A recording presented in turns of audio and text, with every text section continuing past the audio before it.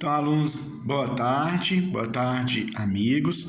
Esse vídeo é sobre o PET 7, semana 1, é A República de Platão, vamos tratar aqui. Então, um livro que tornou-se clássico, da fase antropológica da filosofia grega. Quer dizer, primeiro foi essa fase naturalista, que os filósofos pensavam mais na natureza e buscavam um princípio universal para tudo, como Tales diz que é a água. Depois tem essa fase com Sócrates e Platão, então, na República discute muito a ideia de justiça e imagina como seria uma cidade ideal. Ele tem seus interlocutores, Primeiro é o Trasímaco, um sofista, que tem uma visão cruel e com o qual ele conversa só no início ali.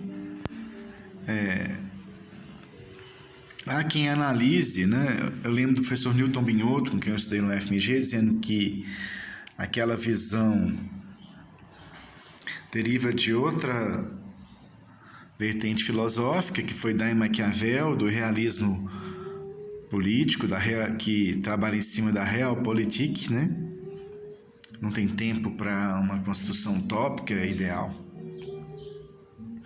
Os interlocutores do Sócrates são muito dóceis, O Glauco e o Altimanto.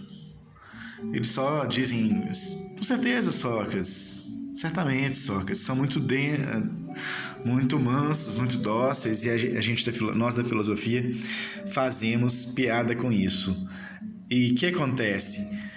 O Deleuze fala lá no que é filosofia, ele começa falando que os filósofos não gostam de conversar. Por quê? Porque, em geral, muitas vezes, o que vai ser discutido não está dentro do que o filósofo, do que o cara está querendo discutir. Você vai discutir com os termos do outro, aí não leva a lugar nenhum. Então, é essa a ponderação que Deleuze faz ali. Os filósofos correm porque essa problemática não vai ser de acordo com o que eles querem. Correm da conversação,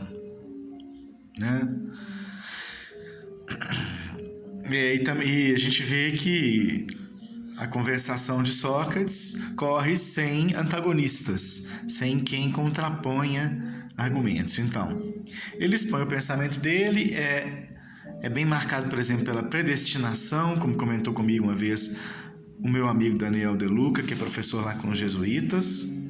Ele comentou que tem a primeira classe, que o Platão imagina, que são os que estão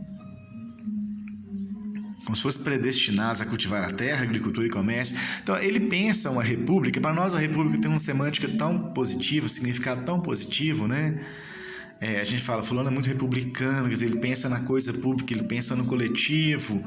Também, aqui no Brasil, a luta pela república coincidiu com... Os valores republicanos coincidiram com o fim da dominação portuguesa através da monarquia, que era uma herança bem europeia, a abolição da escravidão, Então a república ela tem um significado bem positivo de avanço progressista. Mas para o Platão, essa república era uma construção social em que existiriam classes bastante rígidas. Então as pessoas seriam criadas desde o berço já para trabalharem nessas classes. A segunda classe seria a alma de prata, que ele fala, os guerreiros. Então ele divide também, ele faz um paralelo das classes na sociedade com os três tipos de alma. Interessante que uma vez analisando com os alunos, a gente estava abordando a semelhança entre Corvinal, Sonserina e aquele outro tipo de alma que tem lá no Harry Potter, com os três tipos de alma. Corvinal, Sonserina, Lufa-Lufa é algo que pode ser analisado em relação às três almas platônicas. Então, a terceira é os que estudam, a razão e conhecimento, os magistrados, tudo numa estrutura rígida. Que por exemplo, Will Durant, que é um historiador, fala? Platão e Sócrates estavam ligados aos fazendeiros, enquanto os comerciantes que eram os democratas. Então essas duas classes, dois grupos sociais atritavam. Então a filosofia surgiu já no momento ali de decadência da cidade. Atenas estava perdendo muitas guerras para Esparta, que era uma cidade militarizada. Então, a voga do pensamento antidemocrático e aristocrático. Mas não é a aristocracia dos fazendeiros, embora eles estivessem ligados, Sócrates e Platão, a essa classe. Eles sonham uma aristocracia dos sábios, dos intelectuais.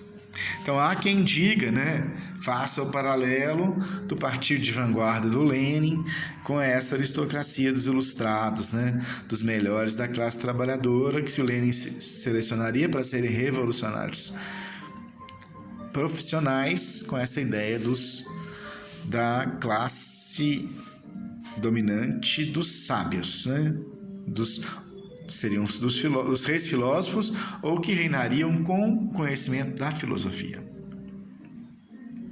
Então, por isso, você vê assim, a gente vê a ligação de tudo. O Maquiavel fez lá o livro para dar os conselhos ao príncipe, para realizar que o príncipe da pátria dele, que ele tanto amava, que era Florença, pudesse governar com aqueles princípios. Então, aí ele não governou, mas, por exemplo, Catarina de Médicis governou tempo depois. Então, a questão 1 é a C, a questão 2 é a D. Então, por hoje, boa tarde, é isso.